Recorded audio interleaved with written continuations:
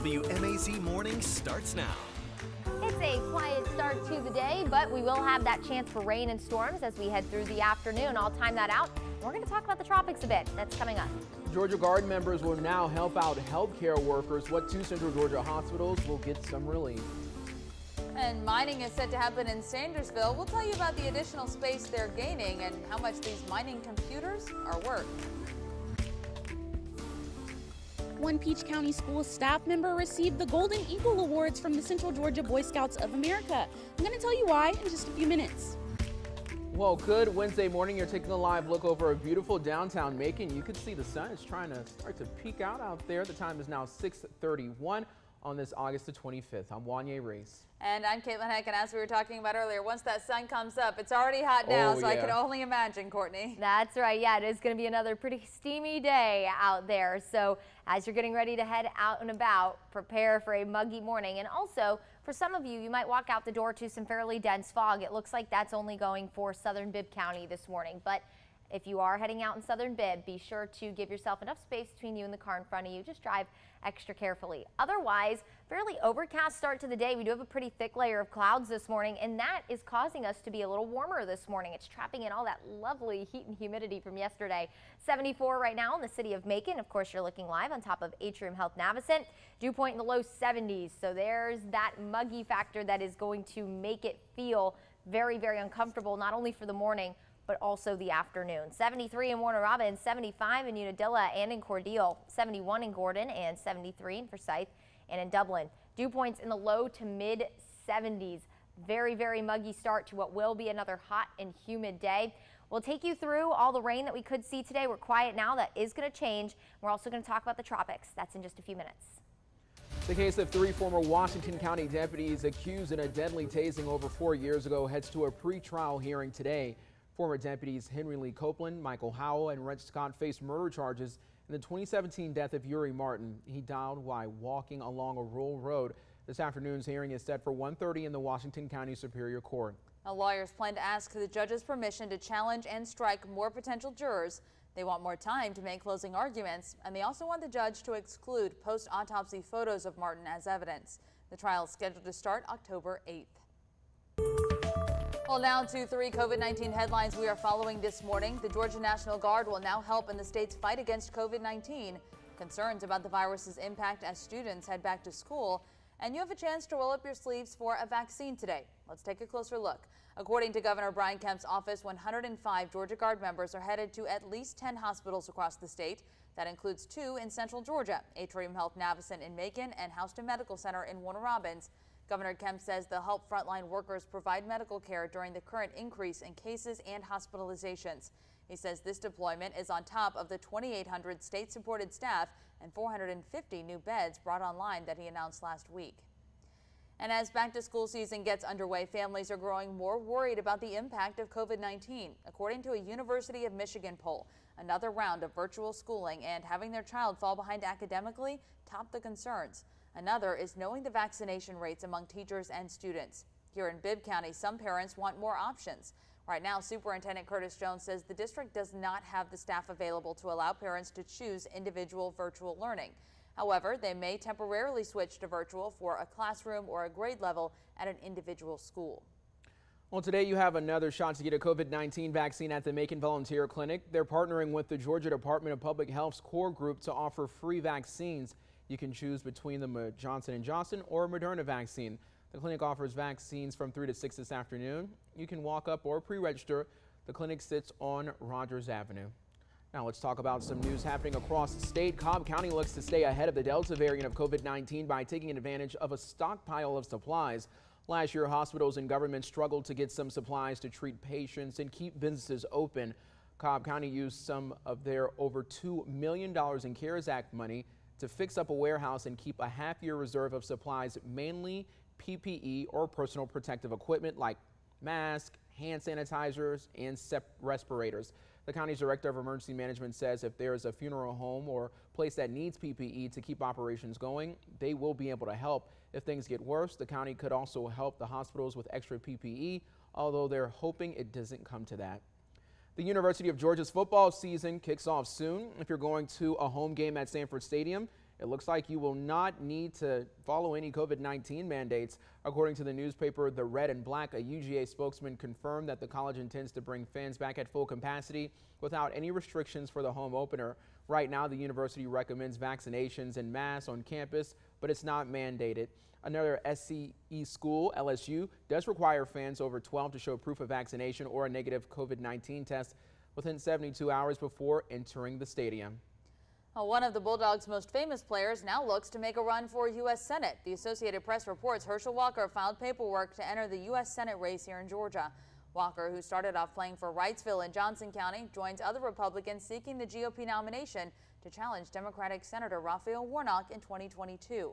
AP reports 59-year-old Walker signed papers yesterday declaring his candidacy, allowing him to raise money for a Senate run.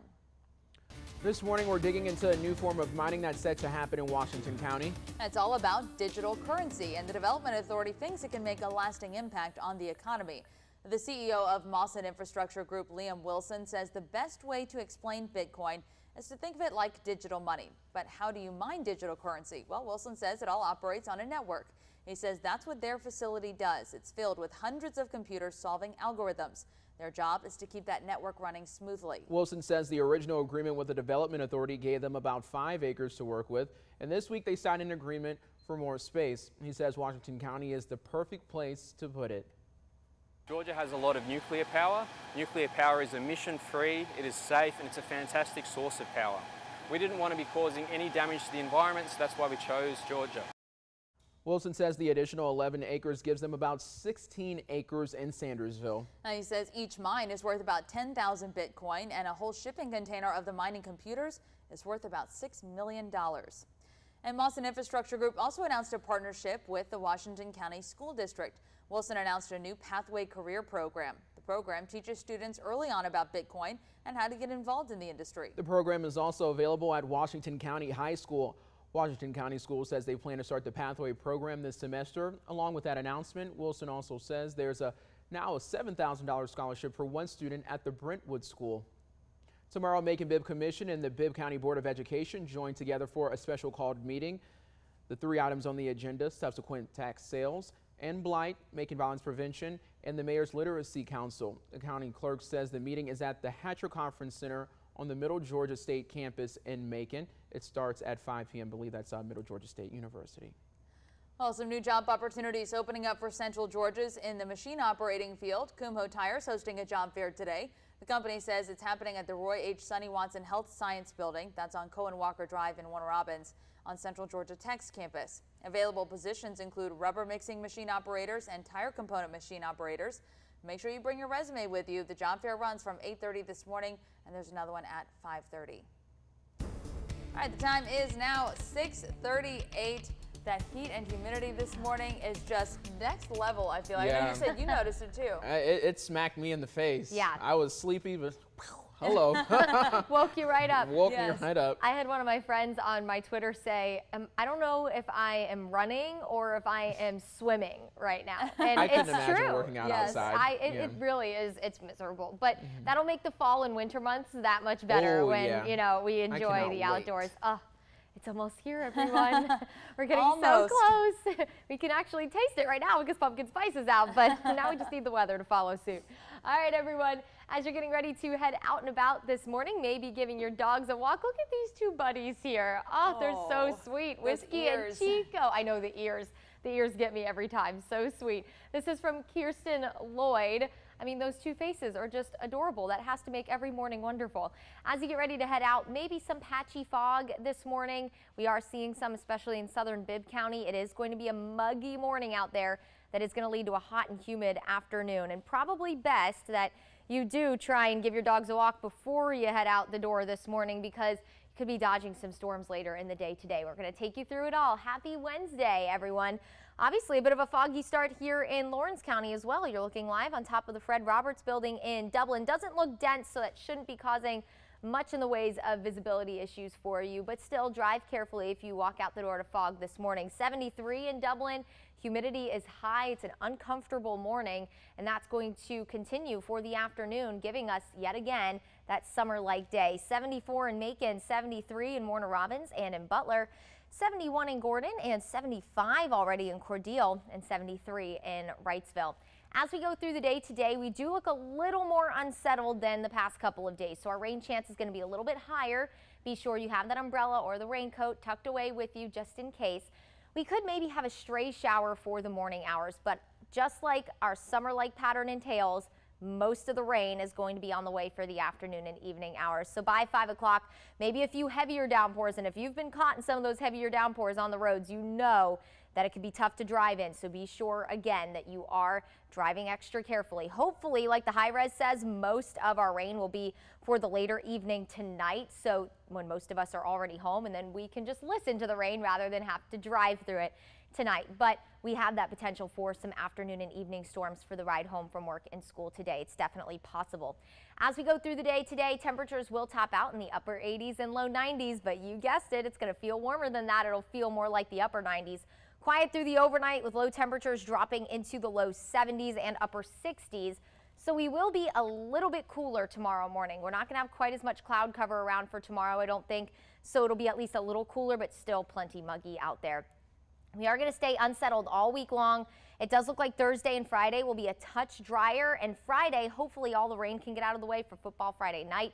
Saturday will pick up rain chances one more time before we start to dry out next week. However, next week we are going to be watching the tropics, specifically this disturbance that could be a tropical depression by the weekend. Does have its eyes on the Gulf of Mexico. The other two we're not necessarily concerned about. This looks to stay off the coast. Other one is battling a lot of Saharan dust, so it doesn't have much of a chance for development. Now, for us here at home, like I said, we're going to be a little drier for the start of next week. That's thanks to that Bermuda Azores high. It's going to get stronger. However, that's also going to steer this next potential tropical system that could make a landfall by the start of next week. This is Monday at 4 o'clock near the Louisiana or Texas coastline. So this area of high pressure going to keep us drier, potentially protect us from a tropical system next week, but we are going to be keeping a very close eye on it still. Your 7-day looks like this. Summer like all 7 day long with afternoon storms possible every day. Temperatures will stay in the low 90s. Courtney, and still ahead on 13 WMAZ Morning.